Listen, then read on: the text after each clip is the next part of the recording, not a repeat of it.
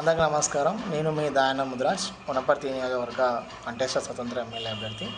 ప్రస్తుతం మీ ముందుకు రావడానికి గల కారణం ఏంటంటే, తెలంగాణ రాష్ట్ర వ్యాప్తంగా 42% బీసీ రిజర్వేషన్ అంశం పైన కొద్ది వరకు నేను మాట్లాడదలుచుకున్నా. నా నోటీస్కి నాకు తోచిన అంశం అభిప్రాయం మీతో వ్యక్తపరచుకోవడానికి నేను మీ ముందుకు రావడం జరిగింది. ఎగ్జాంపుల్గా ఒక స్టోరీ చెప్తాను. ఒక హాస్టల్లో ఒక వార్డెను వాళ్ళందరికీ బ్రేక్ఫాస్ట్లో విద్యార్థులకు అందరికీ ఉప్మా పెడుతుంటారు. ఆ ఉప్మా పెడుతున్నారని విద్యార్థులందరూ కూడా స్ట్రైక్ చేస్తారు. స్ట్రైక్ చేసిన తర్వాత హాస్టల్ వార్డెన్ ఒక బాక్స్ ఇచ్చి, ఆ బాక్స్లో మీకు ఏం కావాలనో ఒక లిస్ట్ అవుట్ చేసి మెజారిటీ పీపుల్ కోరినటువంటి మెనూ ఏదైతే ఉందో అది నేను మీకు అందజేస్తానని చెప్తారు. సరే, దాంట్లో 100 మంది అనుకుందాం. 100 మందిలో 20 మెంబర్స్ ఉప్మానే చూస్ చేసుకున్నారు.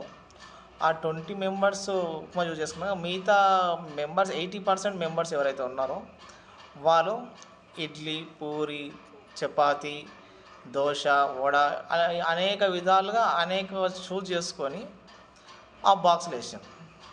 ఫైనల్గా చేసుకున్నా అంటే ఇడ్లీ, పూరి అడిగిన వాళ్ళు 9%, దోశ అడిగిన వాళ్ళు 8%, మిగతా వాళ్ళు 10%, 11%, మిగతా దాంట్లో 10%. మెజారిటీ ఏమొచ్చింది? ఉప్మానే వచ్చింది. 20% ఉప్మానే వచ్చింది. అంటే ఇక్కడ మనము కూడా వివిధ రకాలుగా విడిపోయి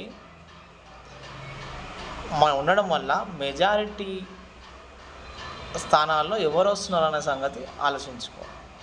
కనుక బీసీ సామాజిక వర్గ ప్రజలందరూ కూడా ఒకే ప్లాట్ఫామ్ మీదకి వచ్చి ఒకే అభిప్రాయంగా ముందుకొచ్చి పార్టీలకు అతీతంగా ముందుకు వస్తే ఈ బీసీ రిజర్వేషన్ అనేది కూడా ముందుకు సాగుతుందని నా అభిప్రాయం వ్యక్తం చేస్తున్నా.